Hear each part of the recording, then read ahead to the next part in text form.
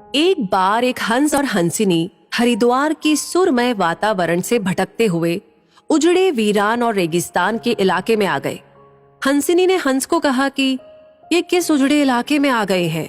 यहाँ ना तो जल है, ना जंगल, न ही ठंडी हवाएं हैं। यहाँ तो हमारा जीना मुश्किल हो जाएगा। भटकते भटकते शाम हो गई तो हंस ने हंसिनी से कहा कि किसी तरह आज की रात बिता लो, सुबह हम लोग हरिद्वार लौट चलेंगे। रात हुई तो जिस पेड़ के नीचे हंस और हंसिनी रुके थे उस पर एक उल्लू बैठा था। वो जोर से चिल्लाने लगा। हंसिनी ने हंस से कहा, अरे यहाँ तो रात में भी सो नहीं सकते, ये उल्लू चिल्ला रहा है। हंस ने फिर हंसिनी को समझाया कि किसी तरह रात काट लो, मुझे अब समझ में आ गया है कि ये इलाका वीरान क्यों है। ऐसे उल्लू जिस इलाके में रहेंगे वो तो वीरान और उजड़ा ही रहेगा।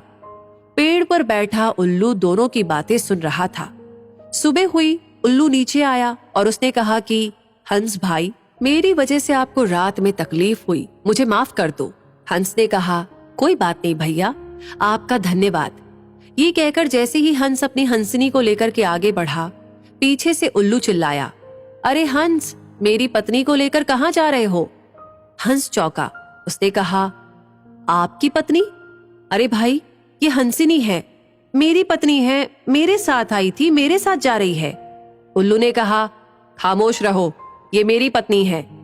दोनों के बीच विवाद बढ़ गया। पूरे इलाके के लोग एकत्र हो गए। कई गांवों की जनता बैठी, पंचायत बुलाई गई, पंच लोग भी आ गए। बोले, भाई किस बात का विवाद है? लोगों ने बताया कि उल्लू कह रहा है कि हंसिनी उसकी पत्नी है और हंस कह रहा है कि हंसिनी उसकी पत्नी है। लंबी बैठक और पंचायत के बाद पंच लोग किनारे हो गए और कहा कि भाई बात तो यही सही है कि हंसिनी हंस की ही पत्नी है, लेकिन ये हंस और हंसिनी तो अभी थोड़ी देर में इस गांव से चले जाएंगे। हमारे बीच में तो उल्लू को ही रहना है, इसलिए फैसला उल्लू के ही हक में सुनाना चाहिए। फिर पंचों ने अपना फैसला सुनाया और कहा कि सारे तथ्यों और सबूतों की जांच करने के बाद ये पंचायत इस नतीजे पर पहुंची है कि हंसिनी उल्लू की ही पत्नी है और हंस को तत्काल गांव छोड़ने का हुक्म दिया जाता है।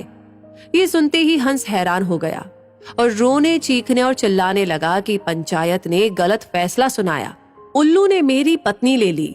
रोते चीखते जब वो आगे बढ़ने लगा तो उल्लू ने आवाज लगाई, ए मित्र हंस, जरा रुको।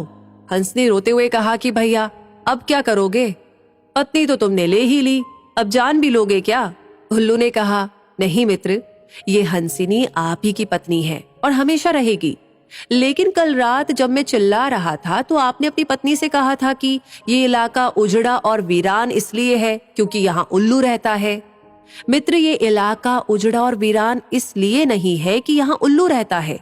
ये इलाका उजड़ा और वीरान इसलिए है क्योंकि यहाँ पर ऐसे पंच रहते हैं जो उल्लुओं के हक में फैसला सुनाते हैं। शायद 65 साल की आजादी के बाद में भी हमारे देश की इस बुरी दशा का मूल कारण यही है कि हमने उम्मीदवार की योग्यता न देखते हुए हमेशा ये हमारी जाति का है, ये हमारी पार्टी का है, इसके आधार पर अपना फैसला उल्लुओं के ही पक्ष में सुनाया है। देश की बदहाली और बुरी हालत के लिए कहीं ना कहीं हम भी जिम्मेदार हैं।